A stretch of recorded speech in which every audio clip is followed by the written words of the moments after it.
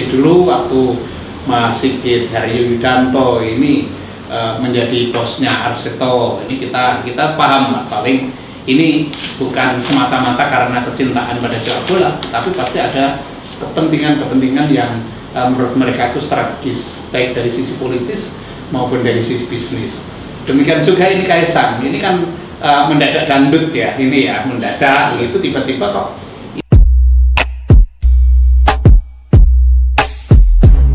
Assalamualaikum warahmatullahi wabarakatuh. Kembali lagi ke channel Kabar Wahyu bersama saya Wahyu Wijayanto. Kali ini kita akan mendiskusikan atau memperbincangkan tentang sepak bola. Kemarin hari Sabtu ada berita besar barangkali, Mas Kaisang Pangarep, putra kedua Presiden Joko Widodo, akhirnya diumumkan menjadi Direktur Utama Persis Solo. Untuk mengayakan sudut pandang ini, saya tidak dapat menemukan orang yang pantas membicarakannya selain Pak Amir Mahmud NS. Beliau adalah Ketua Persatuan Wartawan Indonesia PWI Jawa Tengah, sekaligus pengamat, penulis, dan kolumnis sepak bola, salah satu yang terbaik di Indonesia. Pak Amir Mahmud ini menulis banyak buku tentang sepak bola, di antaranya Sepak Bola Semarangan, Sepak Dolar Bola, Sepotong Mimpi dari Rusia, dan sekarang sedang menyiapkan buku baru, puisi-puisi sepak bola. Langkah Kaisang, kok saya langsung teringat sama Arseto Solo nih Pak Amir. Dengan dulu putra Presiden Soeharto, juga putra kedua, usianya hampir sama Pak Amir. Saya cek itu Sigit usia 27, sekarang Kaisang usia 26. Yang penting kan bukan masalah usia ya, tapi ada kesamaan pilihan ya, ada kesamaan pilihan mengapa kesebelasan dari Solo, kemudian home base di Solo, dan kemudian juga untuk apa ini mereka ini bersenang-senang dengan sepak bola ini. Saya katakan ini bersenang-senang karena ini tampaknya menjadi watak dari para penguasa yang kebetulan punya duit di mana-mana ini. Di Timur Tengah itu mereka bermain-main bola ini di Liga Inggris, juga Liga Spanyol. Seperti ini Sheikh Mansur Al-Nahyan Sulaimani ini, dia ngambil saham terbesar dari Manchester City misalnya. Ini adalah pengusaha asal Dubai. Kemudian Al-Khilaifi ini mengambil saham mayoritas di Paris Saint-Germain, ini di Paris, dan ini saya pikir juga mereka ingin membelanjakan uang itu sambil bersenang-senang sambil berinvestasi, untung kalau kemudian mendapatkan ini konsesi-konsesi politik ya, dalam pemahaman bahwa sepak bola ini olahraga populer. Olahraga populer ini kan mempunyai imbas yang demikian besar dalam berbagai sisi kehidupan. Jadi bukan sekedar sepak bolanya sendiri, pasti mereka ini punya langkah-langkah catur yang sudah mereka pertimbangkan dengan baik. Seperti dulu waktu Mas Sigit Haryuwidanto ini menjadi bosnya Arseto, ini kita paham lah, paling ini bukan semata-mata karena kecintaan pada sepak bola, tapi pasti ada kepentingan-kepentingan yang menurut mereka itu strategis, baik dari sisi politis maupun dari sisi bisnis. Demikian juga ini Kaisang, ini kan mendadak dangdut ya, ini ya mendadak itu tiba-tiba kok ini bukan orang yang kita ketahui ini punya kesenangan dengan sepak bola, tapi tiba-tiba kok setelah kakaknya menjadi wali kota Solo, tiba-tiba Kaisang ini mengambil alih Persis, didahului ini langkah kuda yang seolah-olah orang pikirnya Kaisang ini akan mengambil alih Bali United, tapi ternyata kok ini Persis. Saya tidak menyamakan ini konteks masa sekarang ini dengan pada masa-masanya Mas Sigit Haryuwidanto, tetapi ada dua hal yang menurut saya ini sama-sama berkonteks ya. Yang pertama itu dari aspek memberikan kegembiraan kepada masyarakat. Ini penting Mas Wahyu, karena saya yakini sepak bola ini merupakan olahraga paling populer di dunia. Bahkan orang menyebut ini sebagai the greatest show on earth. Ini pertunjukan yang paling besar di muka bumi. Dan ini imbasnya adalah pada setiap siapapun yang aktif di situ ini berpeluang untuk menjadi terkenal, untuk menjadi tokoh publik, dan kemudian juga kita tahu di mana-mana di berbagai kota di Indonesia ini punya imbas politik yang luar biasa, terutama di dalam politik kontestasi. Nah, ini saya menduga-duga saja ya kemana arah pergerakan Kaisang Pangarep ini, tetapi dari sisi masyarakat saya senang. Ini dia memberikan kegembiraan kepada masyarakat Solo karena selama ini boleh dikatakan Persis ini jarang stabil dari sisi ini pengelolaan. Ya pernah di divisi utama ini cukup punya prospek begitu ya, kemudian juga berganti-ganti pemilih, kemudian juga pengelolaan, tetapi tidak pernah stabil padahal punya kesejarah yang kuat di dalam persepak bolaan amatir nasional. Basis masanya juga sangat kuat di Solo. Basis masa sangat kuat. Pak Supati ini yang saya kira ini merupakan salah satu supporter yang terkoordinasi dengan baik, terlatih, dan punya kreativitas dibandingkan dengan kelompok-kelompok supporter yang lain di salah satu yang tertua juga Pak Amir. Iya betul, betul, salah satu yang tertua selain Aremania, ya sama Bonek Mania juga. Ya. Ini yang perlu kita garis bawahi kan begini. Persis ini punya dukungan kuat. Ini juga berada di daerah yang basis dukungan politik secara nasional ini termasuk paling besar untuk partai penguasa sekarang ini. Kemudian dari sisi penguasa wilayah, ini kebetulan putra presiden sendiri Gibran Rakabuming ini yang menjadi wali kota sekarang ini ada kait mengait yang tentu mudah dipahami tetapi sulit untuk dijelaskan ini nanti arahnya seperti apa. Ada yang mengatakan jangan-jangan ini ada arah kontestasi politik 2024, tetapi dengan termasuk menggait Menteri BUMN. Iya betul. Tetapi saya pikir begini, masa sih sedikit-sedikit ini kok diarahkan ke 2024? Tetapi kalau tidak begitu, ngapain dia tiba-tiba berada di Persis itu? Tapi saya melihat sisi positifnya saja lah ini, bahwa masyarakat diberi kegembiraan, masyarakat diberi kemungkinan untuk keajegan pengelolaan Persis.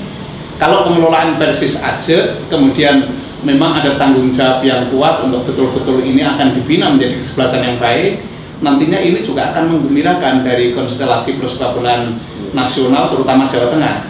Nanti putra-putra Solo, putra-putra Jawa Tengah ini berkemungkinan untuk bisa masuk ke kesebelasan yang menjadi kebanggaan daerah. Bukan hanya selama ini terpusatnya kan di PSIS Semarang, kemudian Persija Jepara, hanya itu. Tapi yang lain-lain dari Solo sendiri juga jarang. Padahal Solo ini merupakan salah satu sumber pemain nasional pada masa-masa yang lalu.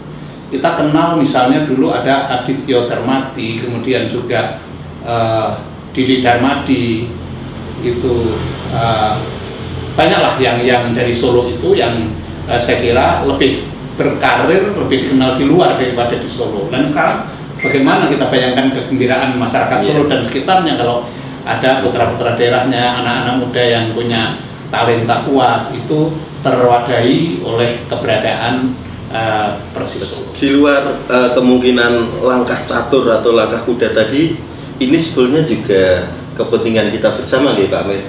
Selama bertahun-tahun Pak Amir dan termasuk saya sebagai redaktur olahraga di Suara Merdeka, tiap tahun saya menghubungi manajer setiap tim di Jawa Tengah agar bersama-sama untuk naik ke kasta yang lebih tinggi. Kalau saya sih positifnya begini, siapapun yang mau mengeluarkan sumber dayanya, sumber daya pikiran, tenaga, dan terutama ini finansial untuk membangun sepak bola ini ya wajib dihargai, karena memang saya yakin ya seprofesional apapun sepak bola di tanah air ini itu masih menjadi proyek rugi. Proyek rugi itu artinya begini, itu akan lebih banyak mengucurkan daripada mendapatkan. Nah ini yang memang harus disadari dia butuh orang-orang gila bola, apapun motivasinya ya. Yeah. Apapun motivasinya, sikap atau karakter gila bola ini harus menjadi ini mindsetnya. Perkara kemudian dia mendapat ini konsesi yang kemudian menguntungkan, itu adalah resiko yang positif bagi dia. Yeah. Asal yang penting itu tidak merusak pembinaan. Misalnya orang-orang yang berduit sengaja kemudian mengatur pertandingan, kemudian melakukan suap menyuap di pertandingan olahraga ini, itu jangan sampai terjadi seperti itu. Selama ini kan begini terus yang kita lihat ya, ada realitas ketika orang menunggangi klub-klub sepak bola ini untuk kepentingan politik, itu ada batas ketika dia sudah mencapai apa yang dia inginkan, maka berhentilah dia tidak bertanggung jawab lagi untuk betul-betul melakukan pembinaan ini. Dia mencoba menggandeng berbagai mitra, tapi ketika sudah apa yang diangan-angan sudah tercapai, ya sudah. Kaisang ini adalah anak muda yang kreatif, milenial, yang saya pikir ini dia itu akrab dengan teknologi informasi, teknologi komunikasi. Saya juga berharap nanti bagaimana ini ada ide-ide segar tentang pembinaan sepak bola kita ini. Kemudian yang bermitra dengan dia, Pak Erick Thohir ini juga pengusaha muda yang energetik. Dia sekarang ini menjadi Menteri BUMN, posisi yang sangat strategis, dan saya pikir nanti juga bisa menggandeng mitra-mitra yang lain untuk membesarkan Persis ini, apapun motivasinya ya. Karena Pak Erick ini kan sebenarnya sudah punya pengalaman di persepak bola Eropa, pernah menjadi pemegang saham mayoritas di Internazionale Milan, kemudian sekarang ini kabarnya juga akan mengambil salah satu klub di Liga Primer di Inggris. Ini mudah-mudahan sih yang di luar itu urung gitu loh. Saya selain Inter Milan ada MLS DC United, kemudian NBA Philadelphia, kemudian ada punya klub di Ligue 1 kasta kedua, kasta ketiga ya, di Inggris juga ada. Makanya saya berpikir gini, kalau yang di luar itu dilepaskan saja lah, kalau memang secara bisnis itu tidak menguntungkan, disalurkan untuk betul-betul mencurahkan pikiran di Persis atau mungkin ada klub lain. Ini saya kira nanti akan menyemarakkan persepak bolaan kita. Yang kita butuhkan itu gairah sebenarnya di sepak bola kita ini. Munculnya Kaisang ini kan kemudian seperti membuka sesuatu yang selama ini beku menjadi tiba-tiba mencair, dan ini menjadi sesuatu yang menarik. Sambutannya kemarin luar biasa loh Pak Amir di media sosial Solo. Saya pantau itu memang ada angin baru untuk Persis Solo ini. Iya, saya kepengen yang seperti itu. Artinya ini adalah kita bersikap positif saja. Kita lihat berjalannya. Kalau memang ada yang kurang beres, kita beri masukan. Tentu saja wartawan olahraga harus memberikan pandangan-pandangannya, meluruskan supaya dia tegak lurus pada prinsip pembinaan. Karena memang Persis Solo, saya kira persepak bolaan Jawa Tengah ini membutuhkan ini anak-anak muda yang gila seperti dia ini. Di Semarang kan udah Yoyo Sukawi ya misalnya. Nah ini cobalah di Solo nanti ini ada Kaisang, kita lihat bagaimana nanti gairah ini akan menyatu dengan ini sambutan supporter karena dengan posisi Kaisang, kemudian yang di backup Menteri BUMN yang juga masih muda, kemudian anak-anak Pasopati yang kreatif, ini akan mengkolaborasikan sebuah ini tontonan atau entertainment yang sangat dahsyat nanti di Solo ini. Pak Amir, kenapa Solo?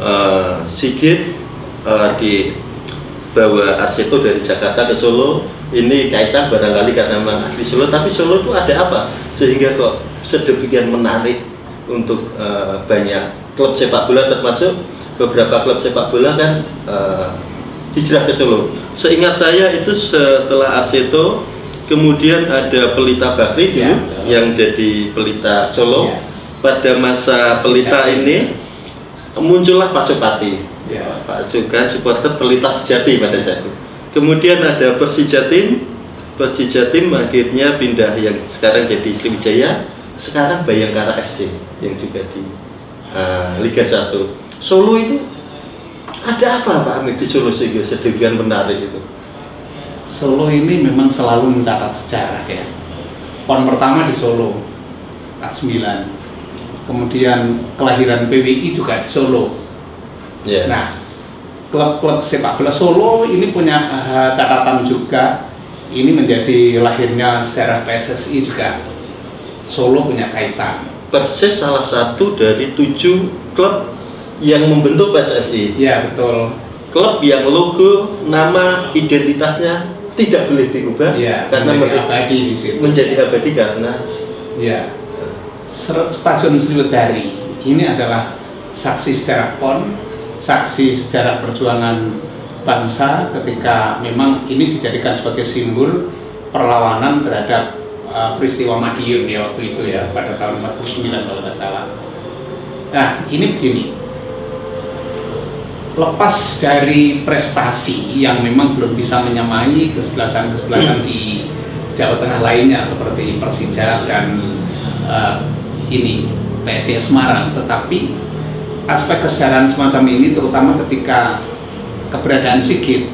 Kalau keberadaan Sigit, saya pikir ada nuansa historis karena sadar ibunya dari Solo, kemudian bapaknya juga dari dari yang sebenarnya juga geografis nggak jauh-jauh amat dari Solo, dan kemudian dia punya banyak kawan di situ dan ini punya semacam tanggung jawab moral kesejarahan ketika Mas Sigit ini membawa Arseto ke Solo. Waktu itu memang sempat memberi warna karena saya beberapa kali waktu itu meliput pertandingan Arseto di Stadion Sriwedari, belum ada Pasopati, tetapi antusiasme masyarakat ya cukup tinggi menurut saya karena memang Arseto kan punya pemain-pemain bintang juga. Waktu itu ada salah satu klub kebanggaan Jawa Tengah dan nasional. Betul. Waktu itu bareng dengan Bang BPD Jateng waktu itu. Dulu mereka punya Riki Yakobi, punya Asmawi Jamba, punya ini Muhammad Yunus, Kasar tadi itu ada pemain-pemain semacam itu, dan ini mewarnai tim nasional mereka pada saat itu. Saya bawa contohan Pak Amir.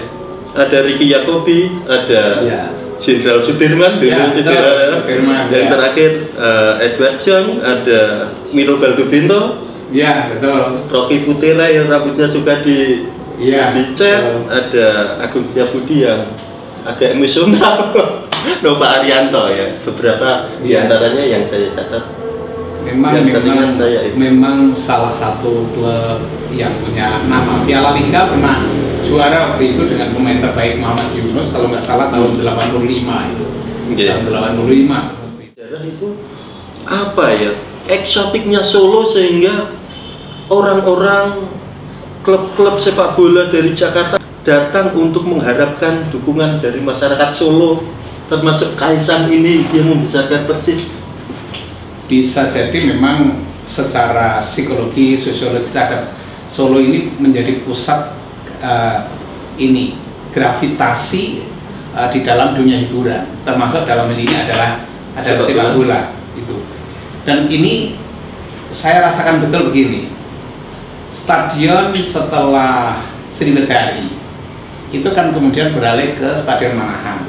Nah, Stadion Manahan ini sempat menciptakan keriuhan ketika direnovasi dan orang berangan-angan tahun 2021 itu akan menjadi salah satu stadion untuk Piala Dunia U21. Ini gagal. Ini saya kira gambaran orang tentang Piala Dunia ini masih melekat. Nah, ini nanti akan menguntungkan untuk Persis karena penonton itu melihat Manahan ini adalah melihat stadion Piala Dunia. Melihat Persis ada faktor Kaisang, ini pasti punya daya tarik sendiri. Nah, ini nanti saya harapkan begini, tumbuhnya ini adalah tumbuh sebagai kesebelasan yang betul-betul punya taste entertainment. Jadi bukan semata-mata fanatisme yang menimbulkan ini kegempitaan dukungan yang istilahnya menakutkan, mengerikan. Seperti di Persija, Persebaya itu kan ada kegempitaan yang kewibawaan penonton itu adalah kewibawaan yang dalam tanda petik itu ketakutan yang di depan. Tapi ini kita harapkan nanti tumbuh betul-betul suasana yang ini. Itu yang kemarin pas jumpa pers juga kayaknya aura itu sengaja atau berusaha dihadirkan Pak Amir. Jumpa pers yang entertainment ya untuk bahwa sepak bola tidak menakutkan, untuk bukan hanya untuk cowok tetapi untuk cewek, untuk pasangan, untuk keluarga. Kayaknya dengan kemudahan Kaisang arahnya diharapkan seperti itu di Jepang. Ya mudah-mudahan nanti begitu. Pemanfaatan media sosial ini nanti Kaisang kan termasuk jagonya di situ. Ini nanti juga akan mendorong ke arah sana bahwa yang dikampanyekan ini adalah sepak bola entertainment gitu. Jadi soccertainment gitu. Saya menggambarkan Persis ini akan menjadi soccertainment yang menjadi contoh di tanah air. Walaupun di Liga 2 ya, tetapi ini barangkali klub Liga 2 yang paling banyak sorotan ini nanti Pak Amir. Ya, maka targetnya nanti kalau ini ukuran kegairahan Solo ini nanti adalah kalau Persis ini bisa promosi ke Liga 1. Liga 1 harga mati kemarin. Ya, kalau bisa begitu ini akan makin lama nanti gairahnya makin gairah. Dan yang membuat saya penasaran orang-orang seperti Erick Thohir yang punya pengalaman di liga-liga Eropa, kemudian Kaisang yang punya pengalaman bisnis dan online minded, digital minded, ini kira-kira apa yang akan mereka lakukan di dalam bisnis kompetisi industri yang dibangun, industri bola yang dibangun bersama Persis ini kira-kira nanti bentuknya seperti apa? Ini membuat penasaran sesungguhnya. Kita nanti bersama aja nanti. Ini kegairahan sepak bola di Jawa Tengah Persija Semarang udah di Liga 1, Persis Solo walaupun Liga 2 tetapi tampak betul gairahnya. Kemudian di Cilacap juga pengelolanya sangat bagus. Pak Amir melihat sebagai pengamat sepak bola yang 30 ke 40 tahun Pak Amir, puluhan tahun 40-an tahun mengamati sepak bola di Jawa Tengah dan di Indonesia. Kegairahan seperti apa Pak Amir ini yang kita harapkan positif untuk di Jawa Tengah ini? Kira yang memacu ini adalah ini, kemudian akses untuk menyaksikan pertandingan-pertandingan Liga Eropa di berbagai tempat. Itu yang pertama saya kira. Karena ada transfer of teknologi yang diserap oleh masyarakat sepak bola kita, terutama para pelakunya, dan ini tampak misalnya Solo berbenah seperti itu, Cilacap juga serius. Jangan lupa juga di Pati. Pati ini luar biasa.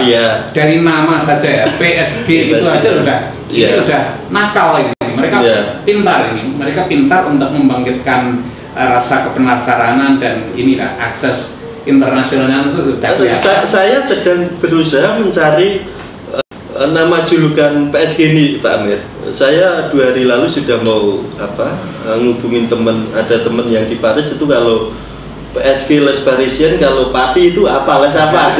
Les pesantrenan. Les pesantrenan bisa itu.